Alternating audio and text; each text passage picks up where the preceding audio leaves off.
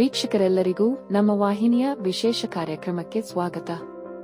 ಇವತ್ತಿನ ಈ ವಿಡಿಯೋದಲ್ಲಿ ನಾವು ವರ್ಷ 2024ರ ಮಾರ್ಚ್ ತಿಂಗಳಿನ 28 ಮತ್ತು 29ನೇ ತಾರೀಕಿನ ದಿನಗಳ ಮೇಷರಾಶಿಯ ಫಲಗಳನ್ನು ತಿಳಿದುಕೊಳ್ಳಲಿದ್ದು, ಇಲ್ಲಿ ಈ ದಿನಗಳು ಮೇಷರಾಶಿಯ ಜಾತಕದವರ ಪಾಲಿಗೆ ಹೇಗೆ ಸಾಬೀತಾಗಲಿವೆ, ಜೊತೆಗೆ ಈ ದಿನಗಳಂದು ಗ್ರಹ ನಕ್ಷತ್ರಗಳ ಸ್ಥಿತಿಗತಿಗಳು ಹೇಗಿರಲಿವೆ ಮತ್ತು ಇವುಗಳ ಪ್ರಭಾವ ಇಲ್ಲಿ ಮೇಷರಾಶಿಯ ಜಾತಕದವರ ಪಾಲಿಗೆ ಹೇಗೆ ಸಾಬೀತಾಗಲಿದೆ ಅನ್ನೋದೆಲ್ಲವನ್ನ ಇಲ್ಲಿ ವಿಸ್ತಾರ ರೂಪದಲ್ಲಿ ತಿಳಿದುಕೊಳ್ಳೋಣ. ವಿಡಿಯೋ ಪ್ರಾರಂಭಿಸುವುದಕ್ಕೂ ಮುನ್ನ ಎಂದಿನಂತೆ ನಮ್ಮ ವಿನಂತಿ ಎಂದರೆ, ನೀವಿನ್ನೂ ನಮ್ಮ ಚಾನೆಲ್ ಸಬ್ಸ್ಕ್ರೈಬ್ ಮಾಡಿಲ್ಲವೆಂದರೆ ದಯವಿಟ್ಟು ಈಗಲೇ ನಮ್ಮ ಚಾನೆಲ್ ಅನ್ನು ಸಬ್ಸ್ಕ್ರೈಬ್ ಮಾಡಿ. ಜೊತೆಗೆ ನಿರಂತರ ವಿಡಿಯೋ ಅಪ್ಡೇಟ್ಸ್ಗಳಿಗಾಗಿ ತಪ್ಪದೇ ಪಕ್ಕದ ಬೆಲ್ ಐಕಾನ್ ಬಟನ್ ಕೂಡ ಕ್ಲಿಕ್ ಮಾಡಿ. ವೀಕ್ಷಕರೇ, ಇಲ್ಲಿ ಮೊದಲು ಈ 2 ದಿನಗಳ ದೈನಿಕ ಫಲಗಳನ್ನು ತಿಳಿದುಕೊಳ್ಳುವುದಕ್ಕೂ ಮುನ್ನ ಈ 2 ದಿನಗಳ ಗ್ರಹ ನಕ್ಷತ್ರ ಮತ್ತು ಇಲ್ಲಿ ಉಂಟಾಗಲಿರೋ ಯೋಗಗಳ ಕುರಿತಾದ ಮಾಹಿತಿಯನ್ನ ತಿಳಿದುಕೊಳ್ಳೋಣ. ಮೊದಲಿಗೆ ಇಲ್ಲಿ ವರ್ಷ 2024ರ ಮಾರ್ಚ್ ತಿಂಗಳಿನ 28ನೇ ತಾರೀಕಿನ ದಿನದ ಗ್ರಹ ನಕ್ಷತ್ರಗಳ ಸ್ಥಿತಿಗತಿಗಳನ್ನು ನೋಡುವುದಾದರೆ, ಮಾರ್ಚ್ ತಿಂಗಳಿನ 28ನೇ ತಾರೀಕಿನ ದಿನವು ಗುರುವಾರದ ದಿನವಾಗಿರಲಿದ್ದು, ಇಲ್ಲಿ ಫಾಲ್ಗುಣ ಮಾಸದ ಕೃಷ್ಣ ಪಕ್ಷದ ತೃತೀಯ ತಿಥಿ ಇರಲಿದೆ. ತೃತೀಯ ತಿಥಿಯು ಈ ದಿನದ ಸಂಜೆ 06:56 ಇರಲಿದ್ದು, ಆ ನಂತರದಲ್ಲಿ ಚತುರ್ಥಿಯ ತಿಥಿಯ ಪ್ರಾರಂಭಗೊಳ್ಳಲಿದೆ. ಹಾಗೆ ಈ ದಿನದ ಸಂಜೆ 06:38 ಸ್ವಾತಿ ನಕ್ಷತ್ರದ ಗೋಚರವಿರಲಿದ್ದು, ಆ ನಂತರದಲ್ಲಿ ವಿಶಾಖ ನಕ್ಷತ್ರದ ಗೋಚರ ಪ್ರಾರಂಭಗೊಳ್ಳಲಿದೆ. ಜೊತೆಗೆ ಈ ದಿನದ ರಾತ್ರಿ 11:13 ಹರ್ಷಣ ಹೆಸರಿನ ಯೋಗವಿರಲಿದ್ದು, ಆ ನಂತರದಲ್ಲಿ ವಜ್ರ ಹೆಸರಿನ ಯೋಗದ ಪ್ರಾರಂಭಗೊಳ್ಳಲಿದೆ. ಚಂದ್ರದೇವನು ಈ ದಿನದಂದು ತುಲಾರಾಶಿಯಲ್ಲಿ ಗೋಚರಿಸಲಿದ್ದು, ಇಲ್ಲಿ ಸೂರ್ಯದೇವನು ಮೀನರಾಶಿಯಲ್ಲಿ ವಿರಾಜಮಾನನಾಗಿರಲಿದ್ದಾನೆ. ಈ ದಿನದಂದು ಅಭಿಜಿತ ಮುಹೂರ್ತವು ಮಧ್ಯಾಹ್ನದ 12 ಗಂಟೆಯಿಂದ ಹಿಡಿದು ಮಧ್ಯಾಹ್ನದ 12:49 ಇರಲಿದೆ. ಇದರ ನಂತರದಲ್ಲಿ ಮಾರ್ಚ್ ತಿಂಗಳಿನ 29ನೇ ತಾರೀಕಿನ ದಿನದ ಗ್ರಹ ನಕ್ಷತ್ರ ಮತ್ತು ಯೋಗಗಳ ಕುರಿತಾದ ಮಾಹಿತಿಯನ್ನು ನೋಡುವುದಾದರೆ, ಮಾರ್ಚ್ ತಿಂಗಳಿನ 29ನೇ ತಾರೀಕಿನ ದಿನವು ಶುಕ್ರವಾರದ ದಿನವಾಗಿರಲಿದ್ದು, ಇಲ್ಲಿಯೂ ಕೂಡ ಫಾಲ್ಗುಣ ಮಾಸದ ಕೃಷ್ಣ ಪಕ್ಷದ ಚತುರ್ಥಿಯ ತಿಥಿ ಇರಲಿದೆ. ಚತುರ್ಥಿಯ ತಿಥಿಯು ಈ ದಿನದ ರಾತ್ರಿ 08:20 ಇರಲಿದ್ದು, ಆ ನಂತರದಲ್ಲಿ ಪಂಚಮಿಯ ತಿಥಿಯ ಪ್ರಾರಂಭಗೊಳ್ಳಲಿದೆ. ಹಾಗೆ ಈ ದಿನದ ರಾತ್ರಿ 08:36 ವಿಶಾಖ ನಕ್ಷತ್ರದ ಗೋಚರವಿರಲಿದ್ದು, ಆ ನಂತರದಲ್ಲಿ ಅನುರಾಧ ನಕ್ಷತ್ರದ ಗೋಚರ ಪ್ರಾರಂಭಗೊಳ್ಳಲಿದೆ. ಜೊತೆಗೆ ಈ ದಿನದ ರಾತ್ರಿ 11:12 ವಜ್ರ ಹೆಸರಿನ ಯೋಗವಿರಲಿದ್ದು, ಆ ನಂತರದಲ್ಲಿ ಸಿದ್ಧಿ ಹೆಸರಿನ ಯೋಗದ ಪ್ರಾರಂಭಗೊಳ್ಳಲಿದೆ. ಚಂದ್ರದೇವನು ಈ ದಿನದ ಮಧ್ಯಾಹ್ನದ 02:09 ತುಲಾರಾಶಿಯಲ್ಲಿಯೇ ಗೋಚರಿಸಲಿದ್ದು, ಆ ನಂತರದಲ್ಲಿ ವೃಶ್ಚಿಕ ರಾಶಿಗೆ ಪರಿವರ್ತನೆ ಹೊಂದಲಿದ್ದಾನೆ. ಇನ್ನು ಸೂರ್ಯದೇವನು ಮಾತ್ರ ಈ ದಿನದಂದು ಕೂಡ ಮೀನ ರಾಶಿಯಲ್ಲಿಯೇ ವಿರಾಜಮಾನನಾಗಿರಲಿದ್ದಾನೆ. ವೀಕ್ಷಕರೇ, ಇದು ಈ 2 ದಿನಗಳ ಗ್ರಹ ನಕ್ಷತ್ರ ಮತ್ತು ಯೋಗಗಳ ಕುರಿತಾಗಿರುವ ಮಾಹಿತಿಯಾಗಿದ್ದು, ಈ ಮಾಹಿತಿಯನ್ನೇ ಆಧರಿಸಿ ಈಗ ಈ ದಿನಗಳ ಮೇಷರಾಶಿಯ ಫಲಗಳನ್ನು ನೋಡೋಣ.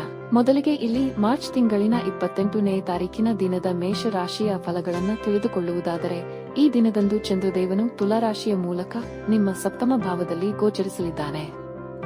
ಹೀಗಾಗಿ ಈ ದಿನದಂದು ನಿಮ್ಮ ಮ್ಯಾರಿಡ್ ಲೈಫ್ ನಲ್ಲಿ ಮಧುರತೆ ಪ್ರಾಪ್ತಿ ಉಂಟಾಗಲಿದೆ. ಇಲ್ಲಿ ನಿಮ್ಮ ಪಾಲುದಾರಿಕೆಯಿಂದಲೂ ಉತ್ತಮ ಧನಲಾಭದ ಯೋಗ ನಿರ್ಮಾಣವಾಗಲಿದೆ. ಇಲ್ಲಿ ನಿಮ್ಮ ವ್ಯಾಪಾರದಲ್ಲಿ ಹೊಸ ಮೂಲಗಳ ಗೋಚರ ಉಂಟಾಗುವುದರೊಂದಿಗೆ ವ್ಯಾಪಾರದಲ್ಲಿ ಹೊಸ ನಂಬಿಕೆಯೂ ಕೂಡ ಮೂಡಬಹುದಾಗಿದೆ. ಇಲ್ಲಿ ನಿಮ್ಮವರು ನಿಮಗೆ ನೀಡಲಿರುವ ಒಂದು ಸಲಹೆ ನಿಮ್ಮ ಜೀವನದಲ್ಲಿ ಅದೃಷ್ಟದ ಹೊಳೆ ಹರಿಸಬಹುದಾಗಿದೆ. ನಿಮ್ಮಿಂದ ಉಂಟಾಗಿದ್ದ ಬಹುದೊಡ್ಡ ಪ್ರಮಾದವನ್ನು ಸುಧಾರಿಸಿಕೊಳ್ಳುವ ಅವಕಾಶದ ಪ್ರಾಪ್ತಿ ಉಂಟಾಗಲಿದೆ. ಇಲ್ಲಿ ನಿಮ್ಮ ಕಾನ್ಫಿಡೆನ್ಸ್ ನಲ್ಲಿಯೂ ವೃದ್ಧಿ ಉಂಟಾಗಲಿದೆ. ಈ ಹಿಂದಿನ ದಿನಗಳಂದು ನೀವು ಕಳೆದುಕೊಂಡಿದ್ದ ಆತ್ಮವಿಶ್ವಾಸ ಈ ದಿನದಂದು ಮರಳಿ ನಿಮಗೆ ಲಭಿಸಲಿದೆ. ಇಲ್ಲಿ ನೀವು ಹೊಸ ಹುಮ್ಮಸ್ಸೊಂದರ ಮೂಲಕ ದಿನವನ್ನು ಪ್ರಾರಂಭಿಸಬಲ್ಲವರಾಗಲಿದ್ದೀರಿ. ಇಲ್ಲಿ ಅವಿವಾಹಿತ ಜಾತಕದವರ ಪಾಲಿಗೂ ಸಮಯ ವಿಶೇಷವಾಗಿ ಸಾಬೀತಾಗಲಿದೆ. ಇಲ್ಲಿ ವರಕನ್ಯೆಯನ್ನು ನೋಡುವ ಅಥವಾ ತೋರಿಸುವ ಪ್ರಕ್ರಿಯೆ ಮಾಡುವಿರಾದರೆ ಉತ್ತಮ ಜೀವನ ಸಂಗಾತಿಯ ಆಯ್ಕೆಯೂ ಉಂಟಾಗಬಹುದಾಗಿದೆ. ಇಲ್ಲಿ ವಿದ್ಯಾರ್ಥಿ ಜಾತಕದವರ ಪಾಲಿಗೂ ಸಮಯ ಸಾಕಷ್ಟು ಉತ್ತಮವಾಗಿರಲಿದ್ದು, ಇಲ್ಲಿ ವಿದ್ಯಾರ್ಥಿಗಳಿಗೆ ಖಂಡಿತ ಏಕಾಗ್ರತೆಯ ಪ್ರಾಪ್ತಿ ಉಂಟಾಗಲಿದೆ.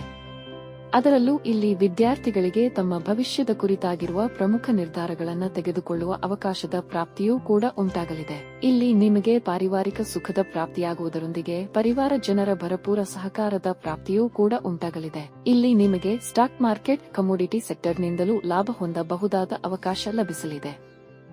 ಜತೆಗೆ ಇಲ್ಲಿ ಯಾರು ಚಿನ್ನ, ಬೆಳ್ಳಿ, ತಾಮ್ರ, ಕಂಚಿನ ವ್ಯಾಪಾರದಲ್ಲಿ ತೊಡಗಿರುವರೋ ಅವರಿಗೂ ಲಾಭದ ಪ್ರಾಪ್ತಿ ಉಂಟಾಗಲಿದೆ. ಇಲ್ಲಿ ವ್ಯಾಪಾರಿ ಜಾತಕದವರ ಪಾಲಿಗೆ ಧನದ ವರ್ಷಧಾರೆಯೇ ಉಂಟಾಗಬಹುದಾಗಿದ್ದು, ಇಲ್ಲಿ ಎಂದಿಗಿಂತಲೂ 4 ಪಟ್ಟು ಹೆಚ್ಚು ಧನ ಸಂಪಾದನೆ ನಿಮ್ಮದಾಗಬಹುದಾಗಿದೆ. ಇಲ್ಲಿ ನೌಕರಸ್ಥ ಜಾತಕದವರಿಗೂ ಶುಭ ಸಮಯದ ಪ್ರಾಪ್ತಿಯಾಗಲಿದ್ದು, ನೌಕರಿ ವಂಚಿತರು ಪ್ರಯತ್ನಿಸಿದರೆ ಖಂಡಿತ ಇಚ್ಛಿತ ನೌಕರಿಯ ಪ್ರಾಪ್ತಿಯೂ ಕೂಡ ಉಂಟಾಗಬಹುದಾಗಿದೆ.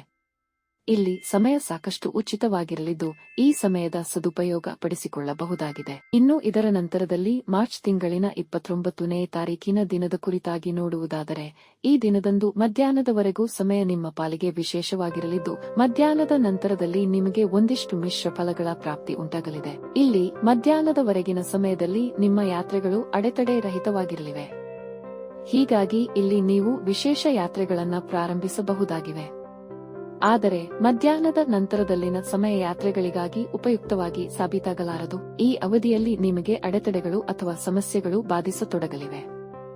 ಆದರೆ ಮಧ್ಯಾಹ್ನದವರೆಗಿನ ಸಮಯ ಮ್ಯಾರಿಡ್ ಲೈಫ್ ಸಂಬಂಧಿಯೂ ಶುಭಕರವಾಗಿ ಸಾಬೀತಾಗಲಿದೆ. ಇಲ್ಲಿ ನಿಮ್ಮ ದಾಂಪತ್ಯ ಸುಖದಲ್ಲಿಯೂ ವೃದ್ಧಿ ಕಂಡುಬರಲಿದೆ. ವಿಶೇಷವಾಗಿ ಇಲ್ಲಿ ನಿಮ್ಮ ಸಂಬಂಧಗಳು ಸಾಕಷ್ಟು ಸದೃಢವಾಗಿ ಕಂಡುಬರಲಿದೆ. ಇಲ್ಲಿ ನಿಮ್ಮ ಪಾಲುದಾರಿಕೆಯ ವ್ಯಾಪಾರದಲ್ಲಿಯೂ ವೃದ್ಧಿ ಕಂಡುಬರಲಿದ್ದು, ಜತೆಗೆ ಶಾರೀರಿಕ ಪ್ರಬಲತೆಯೂ ಕೂಡ ಸಾಕಷ್ಟು ಉತ್ತುಂಗದಲ್ಲಿ ಇರಲಿದೆ. ಮಧ್ಯಾಹ್ನದವರೆಗಿನ ಸಮಯದಲ್ಲಿ ನಿಮ್ಮ ದೊಡ್ಡ ಯೋಜನೆಗಳು ಕೂಡ ಯಶಸ್ವಿಯಾಗಬಹುದಾದ ಸಾಧ್ಯತೆ ಇರಲಿದೆ. ಆದರೆ ಇಲ್ಲಿ ಮಧ್ಯಾಹ್ನದ ನಂತರದಲ್ಲಿ ಚಂದ್ರದೇವನು ವೃಶ್ಚಿಕ ರಾಶಿಗೆ ಪ್ರವೇಶಿಸಲಿದ್ದಾನೆ. ಇದರಿಂದಾಗಿ ಇಲ್ಲಿ ನಿಮ್ಮ ಆದಾಯದಲ್ಲಿ ಕೊರತೆ ಕಂಡುಬರುವುದು, ಜತೆಗೆ ಅನಾವಶ್ಯಕ ಕಿರಿಕಿರಿಯ ಅನುಭೂತಿ ಉಂಟಾಗುವುದು ಆಗಬಹುದಾಗಿದೆ. ಜತೆಗೆ ಇಲ್ಲಿ ನಿಮಗೆ ಧನ ವ್ಯಯದ ಯೋಗವು ಇರಲಿದ್ದು, ಅನಾವಶ್ಯಕ ಖರ್ಚುಗಳಲ್ಲಿ ವೃದ್ಧಿ ಕಂಡುಬರಲಿದೆ.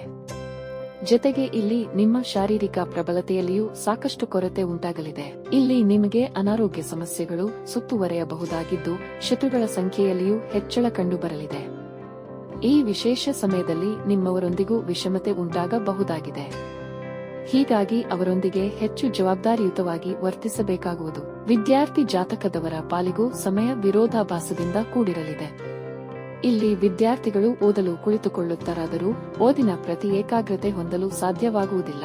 ಜೊತೆಗೆ ಈ ಸಮಯಾವಧಿಯಲ್ಲಿ ಯಾತ್ರೆಗಳನ್ನು ಸಹ ಹೆಚ್ಚು ಜಾಗ್ರತೆಯ ಪೂರ್ವಕ ಕೈಗೊಳ್ಳಬೇಕಾಗುವುದು. ಇಲ್ಲಿ ಅವಶ್ಯಕತೆ ಇಲ್ಲ ಎನ್ನುವುದಾರೆ ಮಧ್ಯಾಹ್ನದ ನಂತರದಲ್ಲಿ ಯಾತ್ರೆಗಳನ್ನು ಮುಂದೂಡುವುದೇ ಉತ್ತಮವಾಗಿರಲಿದೆ. ಇಲ್ಲಿ ಮಧ್ಯಾಹ್ನದ ನಂತರದಲ್ಲಿ ನಿಮಗೆ ಆರೋಗ್ಯ ಸಮಸ್ಯೆಗಳೇ ಹೆಚ್ಚು ಬಾಧಿಸಬಹುದಾಗಿದ್ದು, ಹೀಗಾಗಿ ಇಲ್ಲಿ ಆಹಾರ ಪಾನೀಯಗಳ ಕುರಿತಾಗಿ ಹೆಚ್ಚು ಜಾಗ್ರತೆಯನ್ನು ಹೊಂದಿರುವುದರೊಂದಿಗೆ ಬೇಜವಾಬ್ದಾರಿತನ ತೊರೆಯಬೇಕು. ಇಲ್ಲಿ ನಿಮ್ಮವರ ಆರೋಗ್ಯ ಸಮಸ್ಯೆಗಳು ಕೂಡ ನಿಮ್ಮ ಚಿಂತೆಯ ವಿಷಯವಾಗಿರಲಿದ್ದು, ಅವರ ಆರೋಗ್ಯ ಸಂಬಂಧಿಯೂ ವಿಶೇಷ ಎಚ್ಚರಿಕೆಯನ್ನು ಹೊಂದಿರಬೇಕು. ಇಲ್ಲಿ ವ್ಯಾಪಾರ ನೌಕರಿಯಲ್ಲಿಯೂ ತಟಸ್ಥವಾಗಿರಬೇಕಿದ್ದು, ಇಲ್ಲದೆ ಹೋದರೆ ನಷ್ಟಕ್ಕೂ ಈಡಾಗಬೇಕಾಗಿ ಬರಲಿದೆ. ಒಟ್ಟಾರೆಯಾಗಿ ಇಲ್ಲಿ 2 ದಿನಗಳು ನಿಮ್ಮ ಪಾಲಿಗೆ ಲಾಭದಾಯಕವಾಗಿ ಸಾಬೀತಾಗಲಿದ್ದು, ತಪ್ಪದೇ ಈ ಸಮಯದ ಸದುಪಯೋಗ ಪಡೆದುಕೊಳ್ಳಬೇಕಾಗುವುದು. ಇನ್ನು ಈ 2 ದಿನಗಳಂದು ನೀವು ಈ ದಿನದಂದು 4 ಮುಖಿ ತುಪ್ಪದ ದೀಪವನ್ನು ಲಕ್ಷ್ಮೀ ಮಾತೆಯ ಮುಂದೆ ಬೆಳಗುವುದು, ಜೊತೆಗೆ ಹಾಲಿನ ದಾನ ನೀಡುವುದು ಮಾಡಬೇಕು. ಇದರಿಂದಾಗಿ ಈ ಸಮಯದಲ್ಲಿ ಲಕ್ಷ್ಮೀ ಮಾತೆಯ ವಿಶೇಷ ಕೃಪೆಯ ಸುರಿಮಳೆ ನಿಮ್ಮ ಮೇಲೆ ಉಂಟಾಗಲಿದೆ.